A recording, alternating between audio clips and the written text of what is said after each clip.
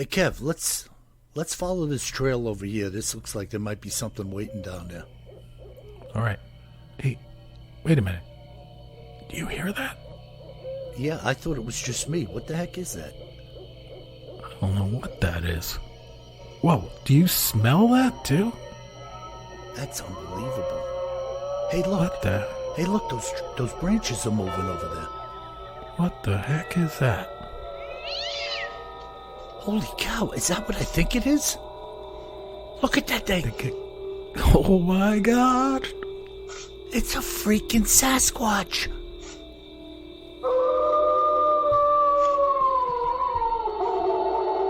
Welcome to the Bigfoot Terror in the Woods Sightings and Encounters podcast. I am your host, W.J. Sheehan. Hello, everybody, and welcome to my show. My name is W.J. Sheehan, author of the series of books entitled Bigfoot Terror in the Woods Sightings and Encounters. All 9 volumes available at Amazon in ebook and paperback format. And if you're an audio buff, you can get volumes 1 through 8 at Audible, iTunes, and Amazon as well. So please partake of some of these books that I've worked very hard on, and you'll make me very happy. Well, folks, today I am doing a solo gig once again, and I apologize ahead of time if my voice sounds a little weird. If you're new to the podcast, I've been talking about getting a new partial denture. That happened today. And I'm kind of getting used to talking with a new device in my mouth. It's weird, man. Really weird. And why am I solo today? Well, with everything going on with my wife, my brother traveling around, work, and everything else, Kevin and I had planned to do a podcast last night. He's in Atlanta and was staying in a hotel by the airport. And we got together late, and he said, there's so much noise here, and you're not even hearing the jets yet. And I was in total agreement. The background noise, I don't even know how he slept over there or how you could make somebody pay for a room in that type of environment. But we decided not to do it. And if we were going to pull it off today together, it would have been at midnight my time. And I'm sitting here right now at 8:45. Midnight's a little bit much for me, considering I got to hit the bricks pretty early in the morning tomorrow. So here I am, and here you are. And I don't mind doing this periodically because aside from my usual humorous side, which generally only works in a tandem setup or with a group, it gives me a chance to bare my soul, to talk to you, the listening audience, one-on-one, so to speak. And I enjoy doing it. It's a little different. It's a little weird. I'm used to chiming in with my brother, and I really miss him when he's not with me. He is actually my brother. And, generally we do the beginning of the show with a segment called Cryptids in the News and Other Oddities. Today I'll be sharing with you a little something that just came over the phone line to me in the form of a report. And, of course, I'll dive into my usual report. But I wanted to address with you people a couple of things. Firstly, how wonderful and how pleased I am with the caliber of people that are tuning into this podcast on a regular basis. Millions tuning in on a regular basis. Some of you take the time to write in with me. Those that I've spoken to, which are many, know who you are. I really appreciate you. And then there are others who seem to think it's their job to correct us, to correct me, to correct you into their way of thinking, apparently believing that I and you were born a fool, raised a fool, and maintained this foolish stature for the entire length of our days on this planet. I had one fellow one day began his conversation with me, berating me for my espousing to be a Catholic Christian and telling me that his IQ was 169 and that I had somehow lost my way. Then there are others who seem it's their lot in life to correct us on all things Bigfoot, as though we can't see the forest through the trees, that we are continually being duped or led down some lonely trail in the Olympic Peninsula, that there are no such things, that there are no Bigfoot, that I never had any angelic encounters, that there are no UFOs flying around the earth, that we're all somehow lost in a malaise of ignorance. And to them I just say rubbish, one and all, rubbish. But rather than spend any time on that, I like to focus on those who tell me stories, those who I believe are telling me the truth. I have no reason not to believe them. And such was a lovely woman who contacted me today. By the way, BigfootTerrorInTheWoods.com. Hit the contact button. If you've seen something, say something, as did Sarah today. I want to know what you've seen. I want the details. I want to know where you live, who you are. And then I can share them with others. If nothing else, I can put them in my database and continue marching forward, gathering data and sharing that data with you, the listening audience. Now, Sarah, very interestingly, had what I would call a simple sighting. No rocks being thrown at a shed, no items missing from the yard, no bluff charges, no frightening attacks, no animals being missing, nothing of that sort. What I call a simple encounter. And I want to share a little bit of that which she shared with me today. Now, this only happened maybe, Sarah, if I muddle this a little bit, I'm just going by memory at this point. I believe Sarah said this happened like 2018, 2017. She was riding in a over-the-road truck, having left Louisiana, and initially she was uncertain where they were, maybe still in Louisiana or had entered an adjoining state, which I immediately thought might be Arkansas. Turns out it was. They were traveling over the road. It was about noon, a little after noon, actually. And she said in the distance, they were approaching what she described as a clear cut, and she named it as being such. Now, if you don't know what a clear cut is, it's a lane cut through the forest, typically by the state, the Forestry Service. I have learned from one of my listeners in Canada that many times clear cuts are done in a grid pattern. This also enables a fire break of sorts, and it also allows for fire crews to get in and move around if there is a large inferno in a forest.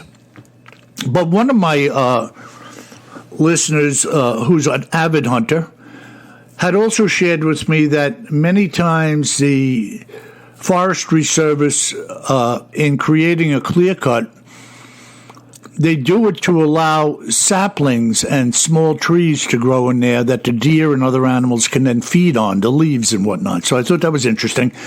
And I always have all these things working in my mind when somebody is sharing an encounter with me. So Sarah tells me she's approaching this clear cut in a truck obviously sitting up in a K-Whopper or a Peter wagon. You got a good view out of the windshield, and you're sitting way high off of the road. And she sees what she describes as being a blind in the edge of this clear cut, close to the side of the road. Now, that originally struck me as being kind of weird, like nobody I know would set up a blind near the side of a highway. I later postulated that based on what I had learned from my friend in Canada,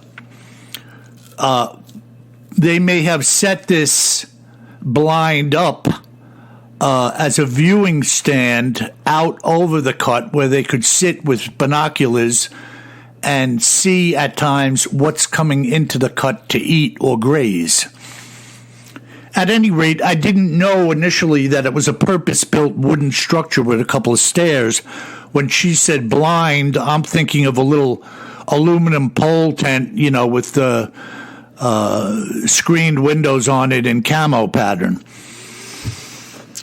She's coming down the road, and in the midst of this grassy cut, she sees what she describes as a lower portion of a tree that appeared to be burnt, black, burnt stump. Now, I don't know if you were like me, but when we were kids, we would do these, they'd give us these like cognitive recognition books with things in it like, what doesn't belong in this picture?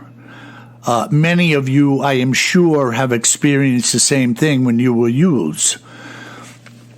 And right off the bat, she and I had said to ourselves, and she, of course, to herself driving in the truck, what is this burnt stump doing in a clear cut? It certainly didn't get burned after the clear cut was there because the tree wouldn't be there. And so the question, why is this even there? Well, it wasn't a stump. As they moved closer in the truck, she realizes this thing's starting to move. And she could see the opening between its legs, the grass being up to like the knees. And this thing walked across the field, the cut, disappearing into the woods. Now, there's a little bit more to it than that, but suffice to say, that was her sighting. When she got up the road a little bit further, she saw a sign. It said, Folk, 1 mile. And she said, where do I know that name from? What is Folk? Well, the Folk monster.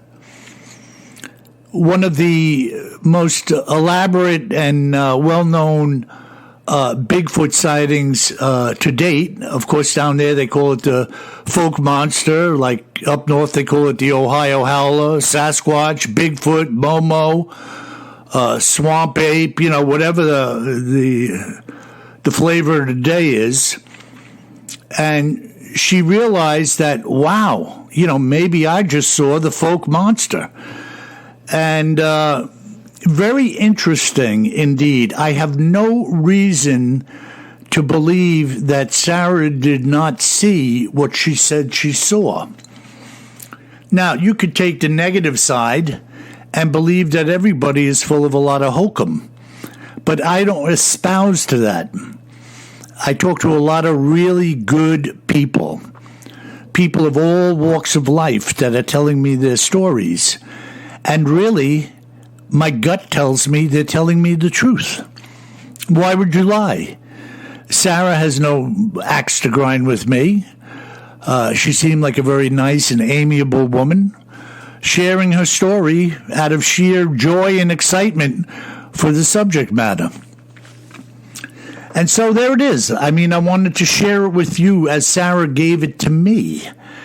And again, if you've seen something, say something. Call me. I don't bite. I talk to a lot of people, good and bad. I talk to critics, and I talk to those who are sincere in what they believed as well. I kind of take it from both sides.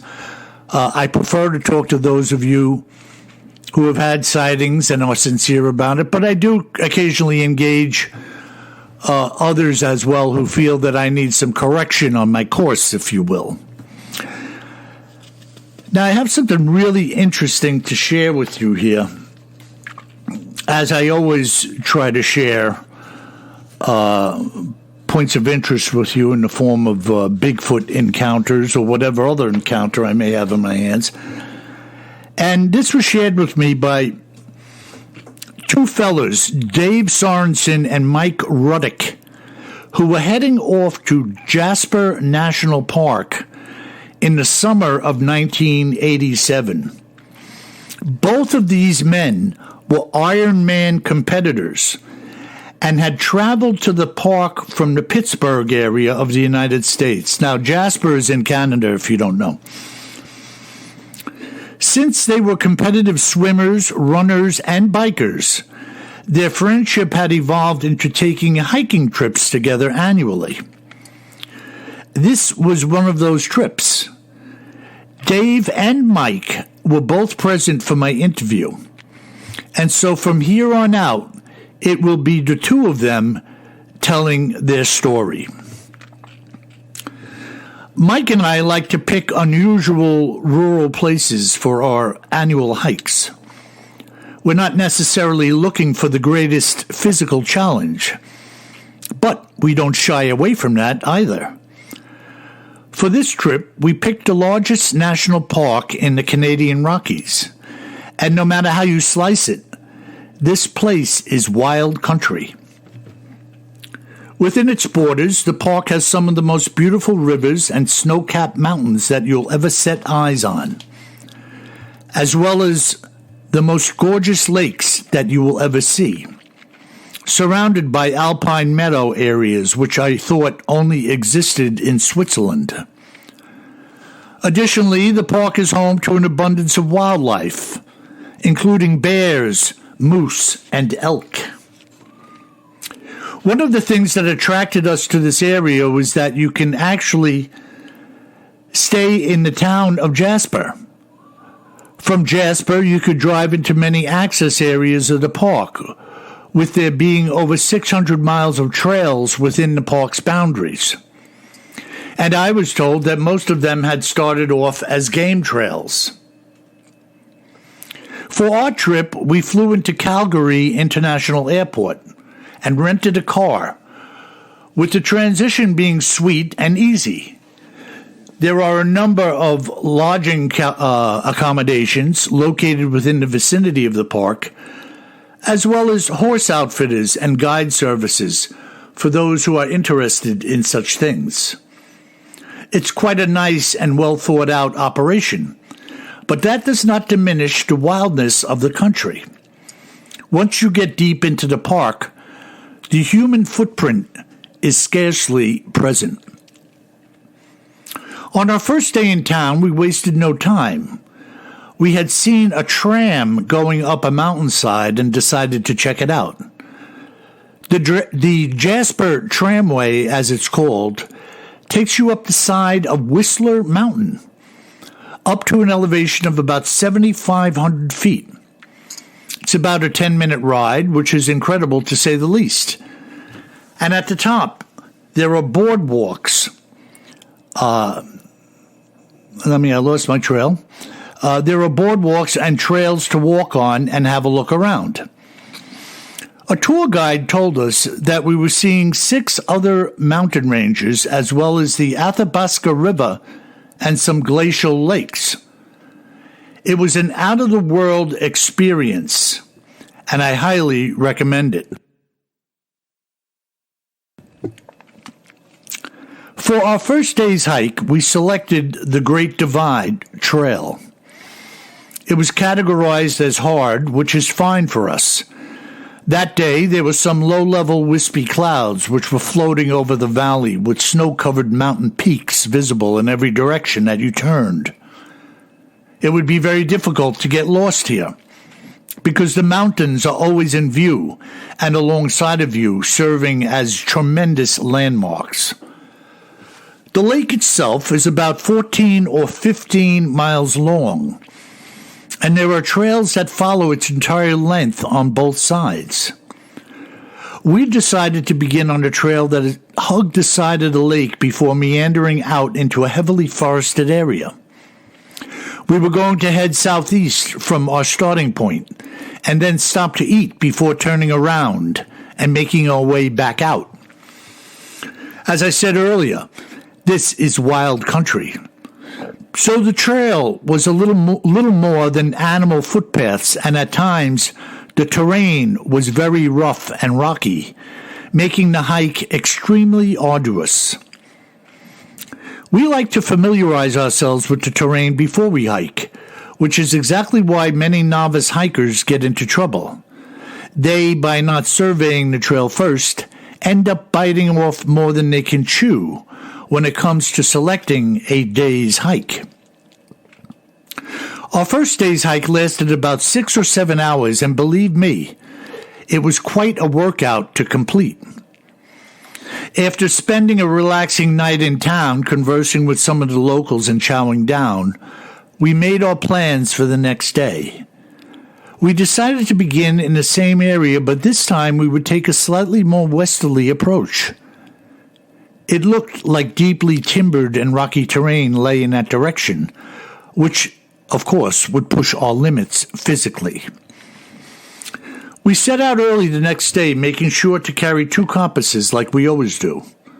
It gave us a backup in case something happened. We always try to keep track of landmarks and surroundings as we hike, which can be very difficult in heavily forested areas, which is also how people get lost in the woods. On this particular day, we were passing through large stands of spruce and fir trees, so it was relatively easy to keep our bearings as we moved along.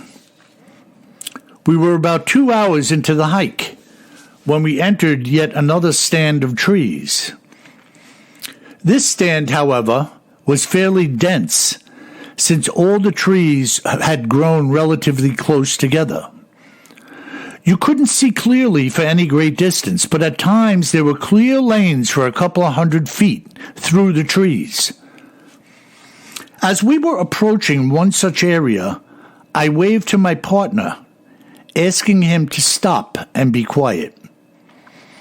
I had seen something large and reddish-brown moving amidst the trees, and my first thought was that it had to be a grizzly bear. As we now stood there, I pulled my field glasses up to my eyes, moving slowly so as not to provoke whatever it was. And it wasn't a bear at all. The beast that I was seeing stood straddling a large felled tree. Bears don't do that. Just as I was coming to grips with the reality of what I was seeing, Mike shouted, "Go, bear, go!" What a mistake. Of course, he couldn't see what I was looking at through the binoculars, and in one fluid movement, the beast that was straddling the log jumped up and turned towards us. It took about 2 quick steps. Flexing its body, it lifted its head into the air like a wolf and unleashed an earth-shattering scream. For a moment it paused, stood looking directly at us, and grunted. After several long seconds, it reached down, grabbed a piece of tree limb, and hurled it towards us, which was followed by yet another blood-curdling howl. The sound was so powerful that it sent reverberations through my body. I thought to myself that surely the entire park must have heard it. At that moment, I realized the futility of carrying bear spray. There was no way that I would want this thing to get even close enough to me for the spray to have a chance at being effective. If I had a gun, I would have already been shooting at it. This was neither a man nor a bear. It was a monster. I could see Mike's hand shaking. I wasn't the only one terrified of the beast before us. This monster was well over 10 feet tall, and I might even go so far as to say that it was almost 14 feet tall. We have been close to bull elk, and in Yellowstone we were not far from large grazing buffalo. But this thing must have easily been larger than those. It started rolling its head around like a weightlifter trying to get loose while swiping its arms back and forth in the air. And every few seconds, it would let out a loud grunt or growl. Then, as if things couldn't get any worse, the beast took about 3 or 4 more rapid steps towards us before stopping to snarl at us, which to me was an intimidation move. He wanted to show us that he was the boss. Now, my own chest size is a 52. I wear a 2X in everything I buy. This monster's chest must have been a 200X. It looked like a living bulldozer, with gigantic hands, arms, and legs. And the speed with which it was able to move during the short bursts told me that if it was really going to charge us, it would have already been on top of us. That's how fast it moved. Suddenly, in the distance, we heard another howling noise which seemed to get this creature's attention. It was prolonged and loud. After this distant howl faded, the beast turned his attention back to us. It grimaced, showing us its teeth, before slowly turning and walking away. As it did so, it craned its neck backward, looking at us several times, before disappearing into the trees. The two of us dropped our packs and sat down. I felt like every ounce of energy had left my body and we were in shock. We must have been holding our breath during the encounter because we were both breathing heavily and panting, fighting actually to catch our breath. A little while later, we walked over to where it had been sitting, or straddling, shall I say. The area reeked of crap, and we could see that the beast had been digging in the rotten log. Fat, white larvae occupied the decaying bark, and there were a couple of large leaves from some type of plant lying next to the log, with a bunch of these larvae lying on top of them. It looked like a dinner plate. This thing must have been gathering food when we interrupted, so it's no wonder it was pissed off. There were a few large prints around the area, and the impressions were very deep. I put my forefinger into one, and it was so deep that it reached my middle knuckle. And these prints were more than double the length and width of my own hiking boots. Mike and I had been on many hikes together around North America. We had seen and experienced a great deal of wildlife, and we had both heard many of the stories of Bigfoot and had talked about them often. Both of us had possessed the mindset that we would believe it when we see it. Well, now we were believers because we had just seen it. We never again went into the woods without a gun. Now, at this point, I asked Dave to expound on any descriptive details of the creature which he may have left out, and this is what he said to me. Thinking back on what I said about the log smelling like crap when it was walking away, you could see that the fur on its butt was all crusted and matted together. There was a lot of something sticking to the fur. From the side view, the creature must have been 3 feet thick, and I would say from shoulder to shoulder, it easily spanned 6 feet on the outside edges. Its muscles were like nothing you have ever seen on this earth, exponentially larger than a human's. What I mean to say is that there's no chart to measure these things. It's like saying an oak tree is its arm and the twig is mine. The creature was absolutely ridiculous in dimensions and proportions.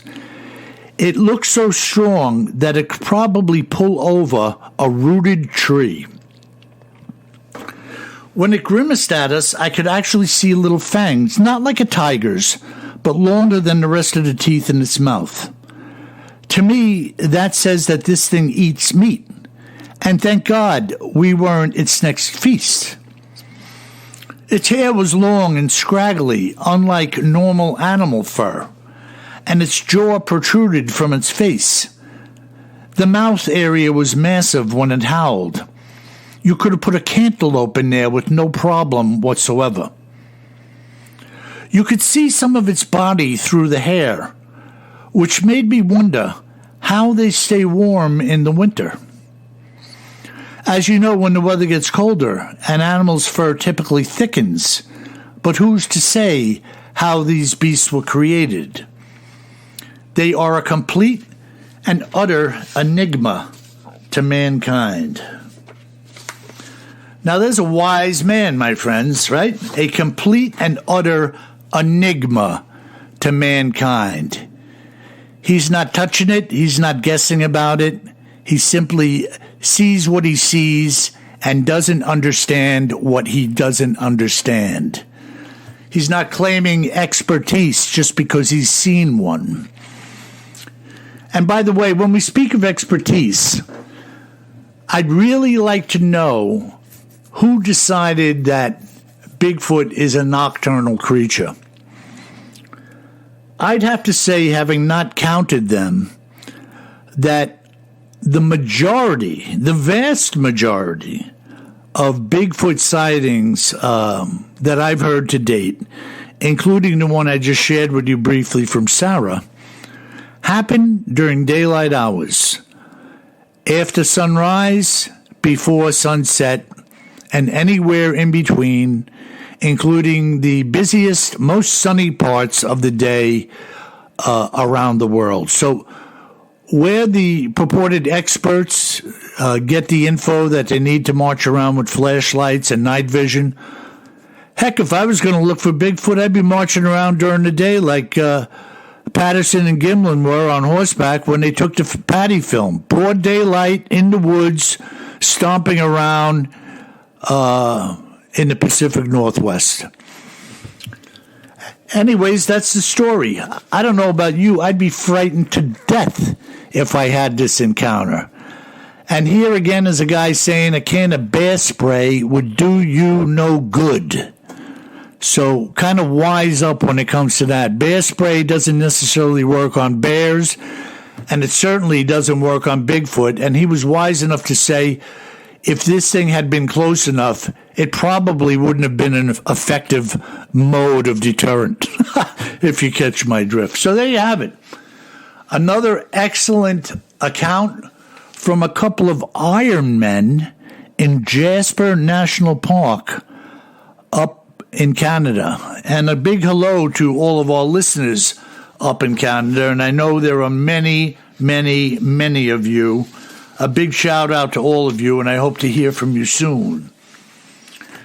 And I'm going to hit just a couple of brief listener mails here, as is our custom.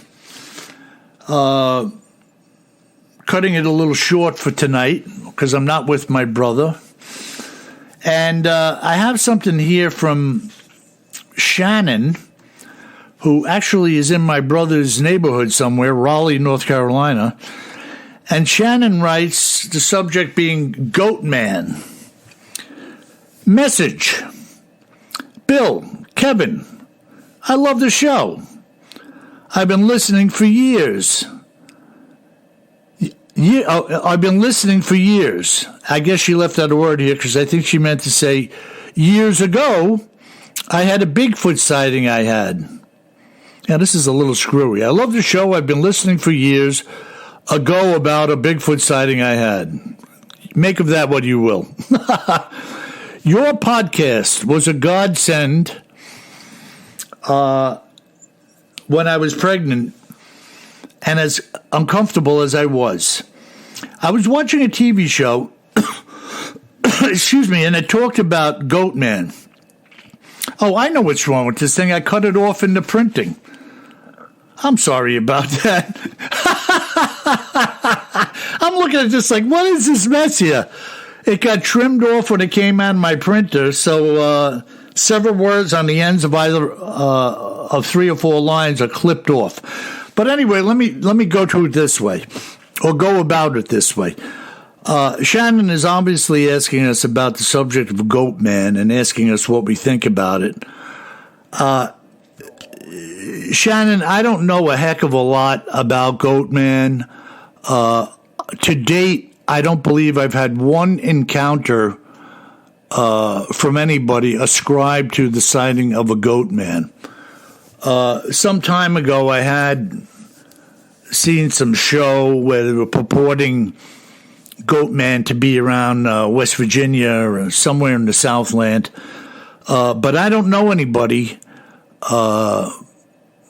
that has seen a Goat Man or purported to have seen a Goat Man. So if you're out there and you'd like to share with us so that we could then share with Shannon and everybody else that's listening, if you've seen a Goat Man or know anything about them, certainly contact us at BigfootTerrorInTheWoods.com. Hit the contact button and let us know what you've seen or heard, and we'll follow up on it. But Shannon, again, sorry for botching up your email by trimming it off. But such is life. Must be my dentures, my new denture, impinging my brain function. And here I got something from William. I'll call him Bill. Subject, your books. He says he's been an over-the-road trucker for 32 years. I'm enjoying your books, Volume 2 and counting. And folks, listen, when I ask you to buy my books, I said this before and I'll say it again. It's an indicator to me of the appreciation of the audience for the time and the effort and the labor that I put into these things. And the putting together of the podcast and the time spent doing this, that, and the other thing. I don't do it looking for a reward, but it tells me, like the many school teachers that have contacted me that now have my books in the library of the schools. The kids love to read them. And I want you to love to read them and show some support for me and the podcast by going out periodically, getting a book, give it as a gift, buy an audio book, listen to it while you're riding your bike, mowing the lawn, whatever you're doing. And it shows me that people are generally interested by going the extra mile to drop 10 or 12 bucks. Listen, folks, one of my coworkers took her kids out bowling the other day. They played 2 games and bought some beverages. It was over $100, $120, I think she said. So if you think dropping $10, $15 on a book is a lot of money, then I don't know what to say about it. But you'd be doing me a favor and showing your support for what I'm doing as well. Anyways, that's going to be a wrap for today, folks. And remember, if you are an Ironman or woman, or not, and you find yourself walking through Jasper National Park, you best remember one thing, my friends. Always carry more gun than you think you're gonna need. Take care.